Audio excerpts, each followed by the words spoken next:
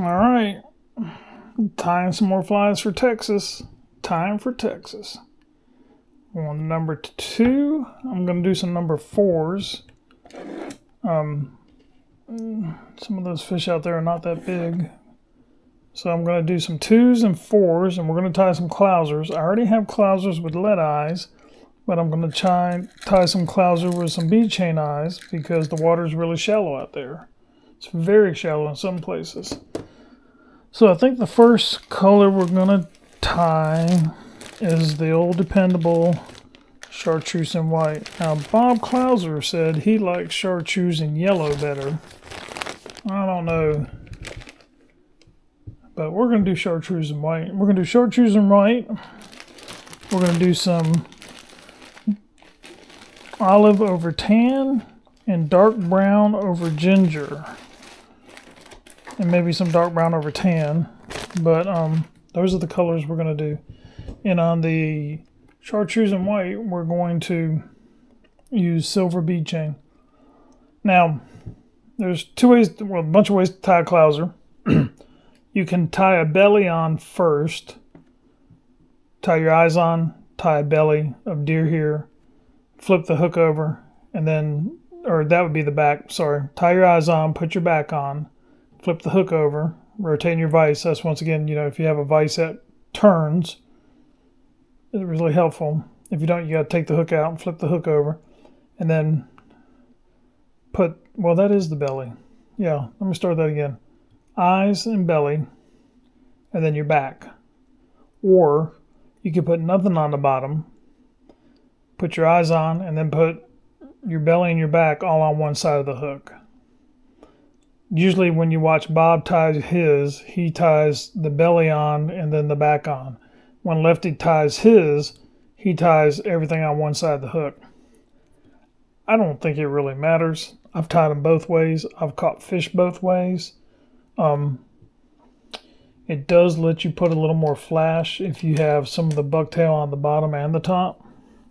So I think the first one we will tie with the belly on the bottom. So we're going to come about a third way down the hook, put a bump of thread. You don't want to crowd the eye, but you don't want to be too far back. Get my scissors up on my hand. So now bead chain. This is a number 2 hook. So when I'm looking over here at the bead chain, says a medium. I cut the little label as well. So that says medium. I bet that's a large, and I bet that's an extra large. What do we think? I think the medium might be a little small for a number 2. Let's try this larger one. And so when you cut your bead chain, you can use a lot of things. Don't use your good scissors. I got these inexpensive Ace wire nippers, which you can also use around the house. I just cut the bead chain there. And there's my little bead chain. And if the eye is too big, it really doesn't matter. I said this on the first video. If a redfish is in shallow water, they're more than likely in the shallow water to feed. They're either escaping a predator like a dolphin, porpoise, shark, or they're in the shallow water to feed, especially the smaller redfish, the ones under 27. The really small ones live in the shallow water, but they're not there to socialize. They don't spawn in the shallow water. They don't make beds like bass. They spawn out in passes. They broadcast spawn. So they're in there to feed. And if they're feeding, as long as you don't spook them, as long as you don't line them, they don't really care. I want to grab it and go. Because, like I told you, freshwater trout, they get into a feeding line, they don't move. They stay there until another fish pushes them out to get caught or by an angler or a predator. So I did some cross wraps and now I'm doing some under wraps.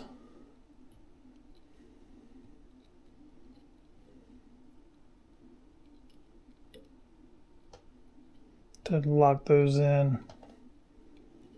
Now, if you really want to lock them in, you can take some super glue. This is Loctite super glue. You can take a little drop of head cement, something that is quick drying, and something that you won't glue your fingers together with. And just drop a little glue on there. Nothing said you can't do it. There are no rules in fly tying. And there's no crying in baseball. Unless you're the Yankees. Oh, did I say that out loud? Sorry. We watched the World Series. I did. That's the only baseball I watched all year.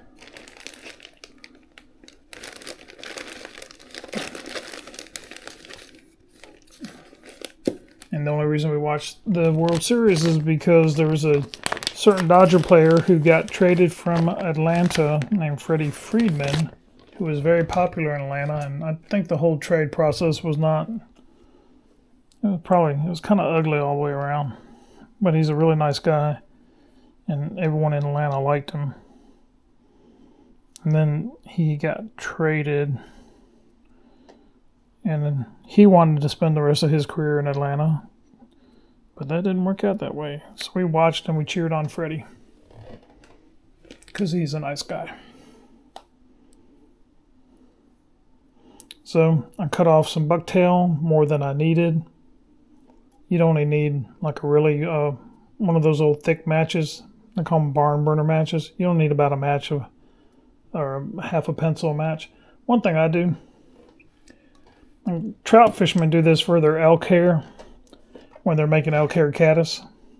They stack, see how, can you see how all those ends are uneven? So I'm going to put this deer here in a stacker. You don't have to buy an expensive stacker. You can get a cheap stacker.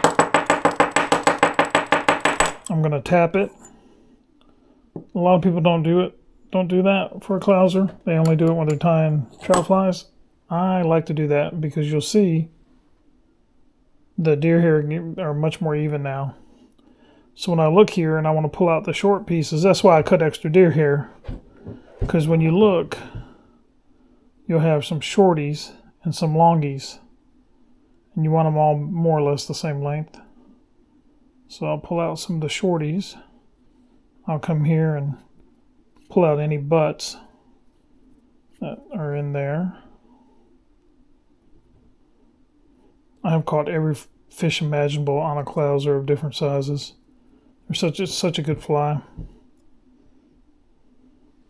See, I got some shorties in there. That little shorty right there. That little shorty right there. We're getting closer. I got a little shorty right there that's actually broken. That's ugly. Take that one out. Still got a few little shorties in there. You'll see them. But I'm still okay. I still got plenty of deer hair for the belly. I don't really need this much.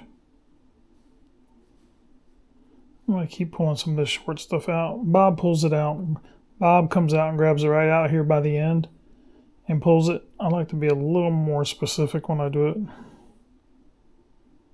So you can kind of roll it like that and you can see the longies and the shorties. A few shorties aren't going to hurt.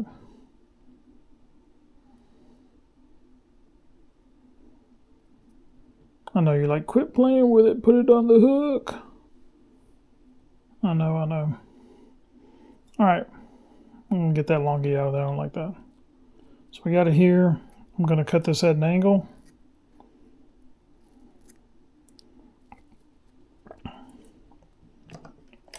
So I am going to take some old-fashioned head cement. Dunk. My phone is talking to me. Oh, that stuff is really thick. Oh, that's not even usable. Huh. So that's not really usable. That's got to be thinned out. See how thick that is? I haven't used head cement. I've been using that. I haven't used my head cement. I've been using my Loon Flow.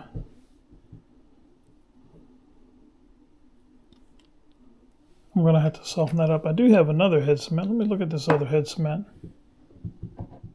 Fly head cement. That stuff looks good. I can use that.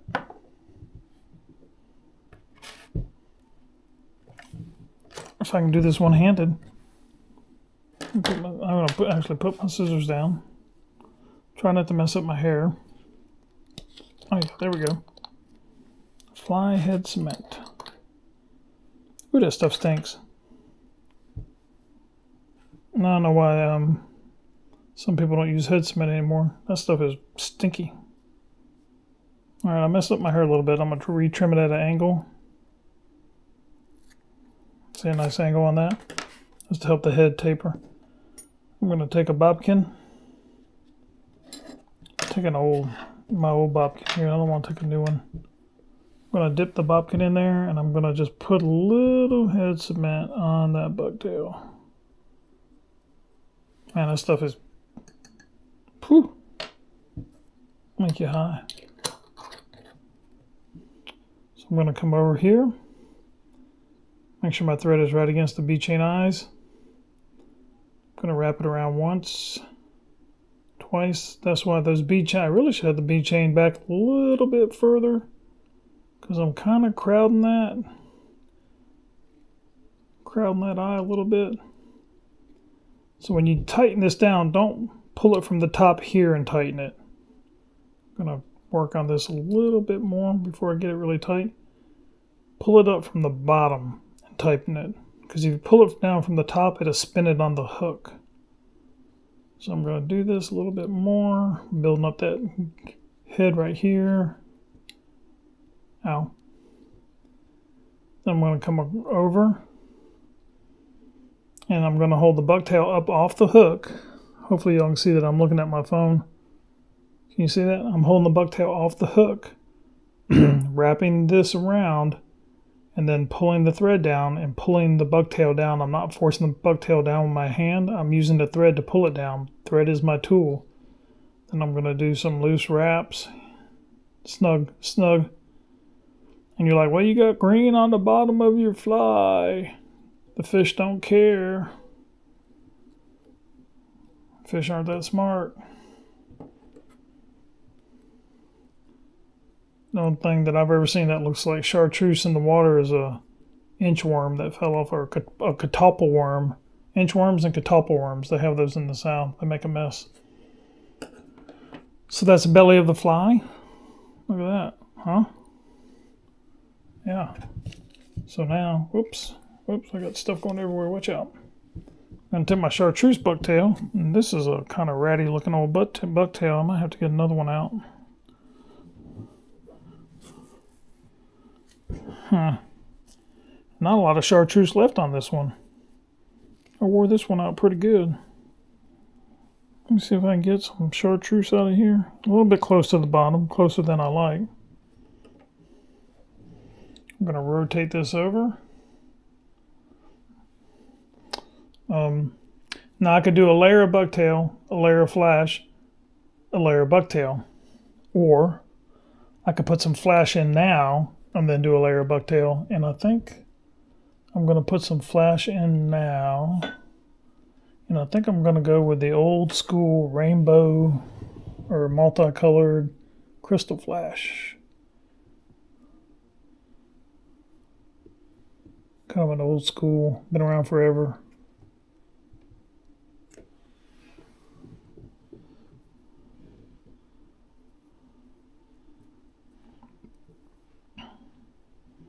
And you want it longer than the hair. You want a little bit of it sticking out past your hair, your deer hair, your bucktail, so it looks like a little wiggle tail back there. It wiggles when you retrieve it.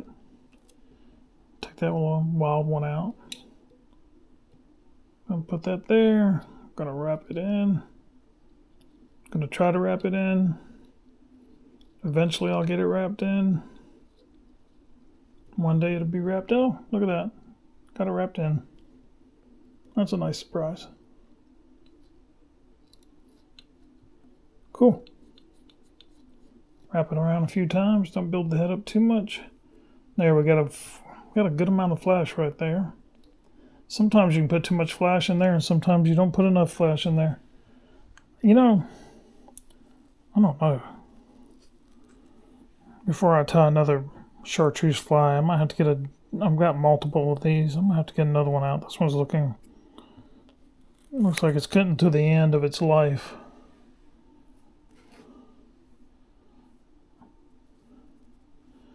the hair at the base of the bucktail is coarser and more hollow than the hair at the top. And that's not always a good thing for deceivers and clousers. The hair at the top is usually better. You can use that hair at the bottom for different things, but it's not always the best thing to use, especially on deceivers where you want soft hair that doesn't flare. Hollow deer hair will flare. Alright, so now you see I've got the bottoms a little uneven, so I'm going to take my little deer hair stacker. I'm going to get the white out of there. Get out. Put the chartreuse in there. Tap, tap it. Tap, tap. Tap, tap, tap. Pull it out. There. Now it's more even. It's more better.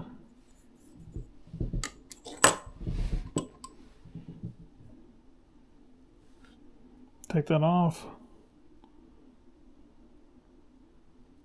Take some of these shorties off that I don't like. Because there's more than enough deer hair here. These things don't have to be... You don't need to use a bunch of deer hair on these. Half of a pencil. I think they, you know, those old style, those old wooden matches.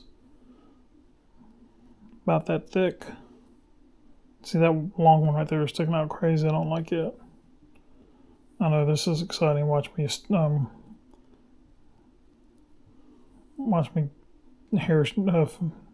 hand stack this hair is exciting. I know. Come down here. Let me pull anything small stuff out. All right. So I think this is okay. I don't like that one, it's ugly. Alright, so that's about the right length. If you use the same size bucktails when you do this, it makes matching the lengths up easier. Alright, I'm going to trim this off at an angle. I'm going to come over to this stinky old school head cement. I'm going to drop a little bit on there. Man, that stuff stinks. Phew. Pew. Stinky, stinky. Now, this is actually easier if you have a vise that has a straight arm here. Because you got to I have to kind of reach up and over. And then I got to slowly bring that down. And I got to come around here. Try to capture all that bucktail. And that's why you don't want to use too much at one time. And then I'm going to snug it up a little bit. I got a few pieces of bucktail I can see them I didn't capture.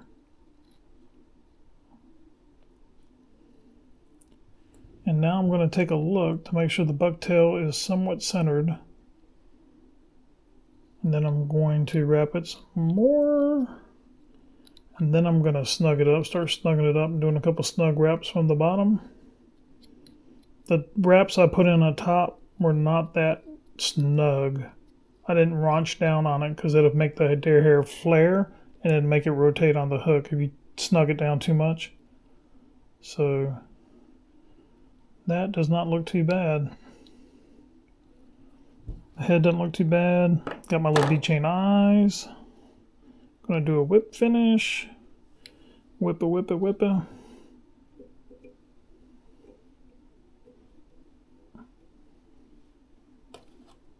And I always drop my scissors when I do my whip finish. Pull it up with the whip finish. There we go, snug it down. I'm going to pull down on that thread. It contracts up. Now you could use the old school head cement, and then they used to sell a gloss coat. So you put some head cement on there, let it dry overnight, and then put gloss coats on there and it gets really shiny. Through the magic of technology. Did I leave? Yeah. This flow, this UV resin that multiple vendors make, it actually makes a shiny head. I got some on that time. And come back here and put it on the eyes, bead chains. Go over here, kind of protect the threads a little bit. I got this stuff all over the place. I got a bunch on there. And it's already shiny. You know, this is the same stuff they put in your teeth for fillings now. Isn't that wild? Some dentist came up with using it to tie flies, as well as making people's fillings out of it. So we're going to hit it with the UV. Don't look at the UV light. It's not supposed to be good for you.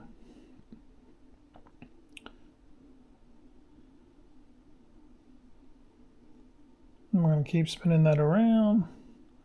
Spin that around. Spin that around.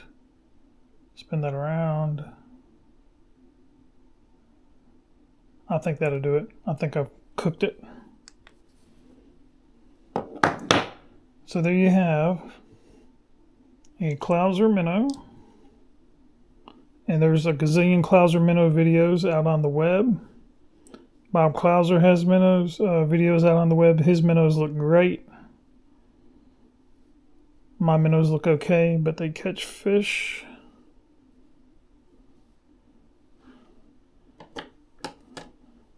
And like anything, got a couple hairs here I don't like. If you hook a bluefish, or a Spanish mackerel, or a king mackerel, or a northern pike